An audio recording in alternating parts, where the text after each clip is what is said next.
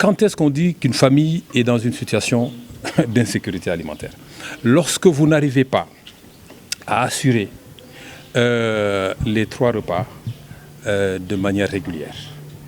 Lorsque dans un village, 20% de la population, au moins, n'arrive pas à assurer régulièrement ces repas-là, on considère que c'est une famille qui est vulnérable.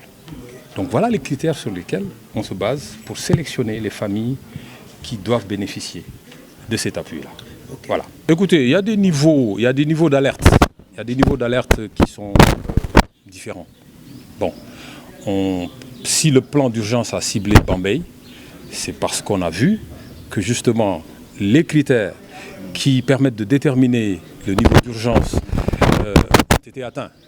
C'est-à-dire le seuil est atteint. Et si on vient appuyer, c'est pour éviter que les populations qui sont concernées ne tombent dans justement une situation plus difficile.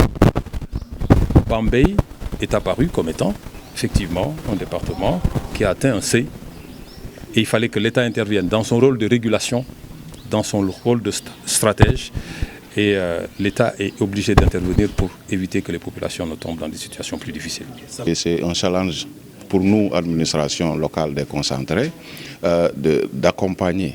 Et non seulement d'accompagner, mais aussi de participer à la mise en œuvre concrète de ces décisions du gouvernement-là. C'est ça notre raison d'être au niveau local, de veiller à la correcte mise en œuvre des politiques publiques au niveau territorial. C'est pourquoi aussi, dans le cadre du comité départemental pour la sécurité alimentaire, que nous avons mis en place, sur instruction effectivement du Premier ministre, nous veillerons à ce que vraiment ce travail-là soit fait de manière transparente, de manière à garantir l'équité, la transparence dans le choix. Parce qu'il est de notoriété publique que pour ce genre d'appui, toutes les populations presque en ont besoin.